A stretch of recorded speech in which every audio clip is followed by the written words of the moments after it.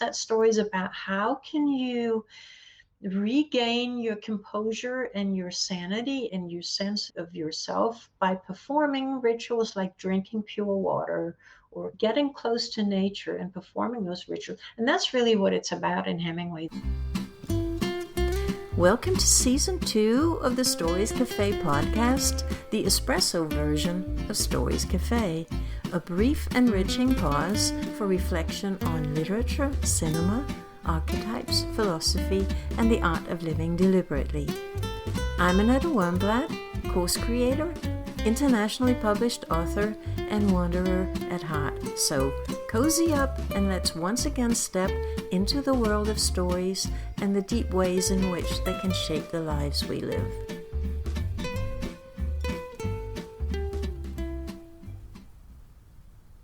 One really important thing to understand about Hemingway is that you only see 1/10 of what he's saying. In the words and in the sentences that he put together, 9/10 of what he's saying is inferred. And that means that if we look at Hills Like White Elephants, they're talking about an abortion that is never mentioned. The same with Cat in the Rain from Hemingway's first book, In Our Time. It's a collection of short stories. In between, you have these little glimpses of things that have to do with the First World War. The two stories are similar, and they're all about a certain lifestyle that those two couples both have, are all on the premises of the men. And it's violating the woman's integrity. Probably the way his own life was when he wrote In Our Time. A lot of his life with Hadley, his first wife, was very much on his premises. So we're going to look at Cat in the Rain, but I just want to mention Big Two-Hearted River as well, which is the last story in Our Time. And all the stories are very short. I think both Cat in the Rain and Hills Like White Elephants, they're like 3 pages long. Big Two-Hearted River starts with Nick Adams, the main character in some of the stories in Our Time, getting off the train in his hometown, and the town is completely burnt down. And that burnt down landscape that he steps into, where even the grasshoppers are black, is an image just like Eliot's Wasteland, if you think of that, just the words, the wasteland, and Fitzgerald's The Valley of Ashes in The Great Gatsby. It's a metaphor for the way you experience the world after World War I as a wasteland, as a valley of ashes, and as that burned out landscape. And when Nick Adams steps off that train into that landscape that he used to know, and which now is transformed and reduced to basically ashes and soot, he's traumatized. And it's inferred again that he's coming back from the war and he is emasculated, and what World War I did to the male psyche, that's a whole lecture in itself. And so the rest of that story is a survival story. Again, that is never said. You're supposed to infer that. So he goes down to the river and he starts setting up camp. He puts up the tent. He takes out the water. He goes down to catch a fish. He lights a fire. And by getting in touch, it is again when people say, oh, macho, shithead, and Hemingway. No. What it is that it's not about fishing. It's about rituals that have to do with masculinity that you are performing in order to overcome the castration and amputation and mutilation of the masculine principle that you suffered during that war. That's what it is about. Performing masculine rites and rituals, often alone, as he does in this story. It's a beautiful story. And again, none of this is ever said. But if you read it, if you ever feel, sometimes when I feel completely in despair, or if something traumatic has happened in my life, I always sit down and read that story, because that story is about how can you regain your composure and your sanity and your sense of yourself by performing rituals like drinking pure water or catching a fish. I never caught a fish in my life, but just reading about that and getting close to nature and performing those rituals. And that's really what it's about in Hemingway. It's not about bullfighting. And it's not about fishing. It's not really about fishing. It's about things your father taught you when you were a boy. Um, Things to do with a rifle or a fishing rod or whatever it is, and the water and the fish, and respecting nature and waiting for that big fish, like in The Old Man in the Sea. That's what it's about. It's nothing to do with macho shithead. It has to do with surviving what the war did to you, healing the wounds to the masculine psyche by doing rituals that your father taught you when you were a boy. Some of us have never been boys, but it's not just about boys. It's about the masculine principle. It's about the animal's principle. It's a very deep archetypal wound that we all live with still after everything that happened. And again, like in Hills with White Elephants and like Cat in the Rain, all those things are never said. So if you look at these stories, again, what all those things about the masculine psyche are at the back of that, because you have in each of the stories, Cat in the Rain and Hills Like White Elephants, a couple, a man and a woman, and they're having a conversation about, something that again is inferred rather than stated.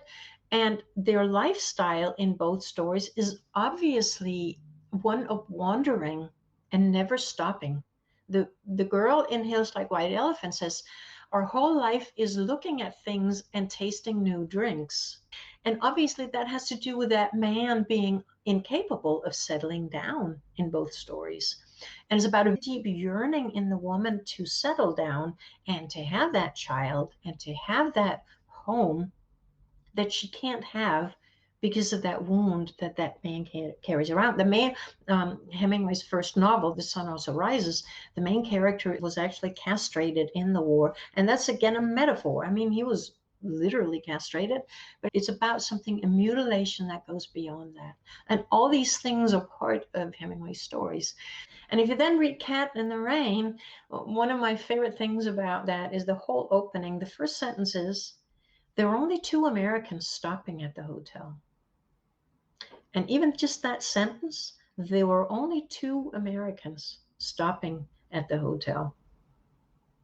It's a beautiful sentence because it conjures up so much, were the other people at the hotel? But to me, the key word in that sentence, there were only 2 Americans stopping at the hotel, is the word stopping. They're not staying at the hotel, they're stopping at the hotel. Same kind of lifestyle. And she keeps going on and on about, they see Cat in the Rain. Just that title alone, the title is very sort of unpleasant, Cat in the Rain, if you know anything about cats. So there's a cat outside and she wants the cat, but then the hotel owner can't find the cat and comes back without it. And George just wants to read. So she went over and sat in front of the mirror of the dressing table, looking at herself with a hand glass. She studied her profile, first one side and then the other. Then she studied the back of her head and her neck. Don't you think it would be a good idea if I let my hair grow out? She asked, looking at her profile again. George looked up and saw the back of her neck clipped closed like a boy's. I like it the way it is. I get so tired of it, she says. I get so tired of looking like a boy. George shifted his position in the bed. He hadn't looked away from her since she started to speak. You look pretty darn nice, he said. She laid the mirror down on the dresser and went over to the window and looked out. It was getting dark. I want to pull my hair back tight and smooth and make a big knot at the back that I can feel, she said. I want to have a kitty to sit on my lap and purr when I stroke her. Yeah, George said from the bed. And I want to eat at a table with my own silver, and I want candles, and I want it to be spring, and I want to brush my hair out in front of a mirror, and I want a kitty, and I want some new clothes. Oh, shut up, get something to read, George said. He was reading again. His wife was looking out the window. It was quite dark now and still raining in the palm trees. Anyway, I want a cat, she says. I want a cat. I want a cat now. If I can't have long hair or any fun, I can have a cat.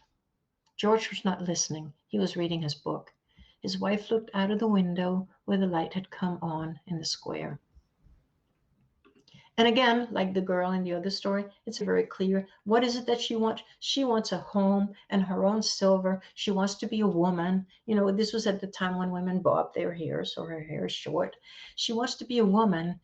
What she's really saying is, I want a child, but I'll take a cat as a substitute. I want a life. I want long hair. I want to be a woman. I want to be a mother. And again, when I say, what is a great writer? A great writer is so careful with those words. And to me, there is nobody who's more precise. Such brief, precise, beautiful sentences to describe something that is 9 times more complex than what the words are actually saying. Anybody can read the sentence itself, but if you really pay attention to those words, it's all about the words, how carefully they're chosen. And that's what Hemingway is. I hope you want to read some more. And actually, you don't even have to read For Whom the Bell Tolls, which is a fairly long book. Just read the short stories. There's nothing more beautiful. Thank you so much for joining me. If this episode added value to your day, you're always welcome to return. You can follow the podcast on Spotify or Apple Podcasts so that each new episode lands directly in your podcast app. And if you feel like leaving a review, it helps others to find their way here too. If you'd like to go deeper, you're warmly welcome inside Stories Cafe. Just go to stories-cafe.com, where you'll find further reflections, conversations, and a growing library of ideas. I'm looking forward to welcoming you back next time.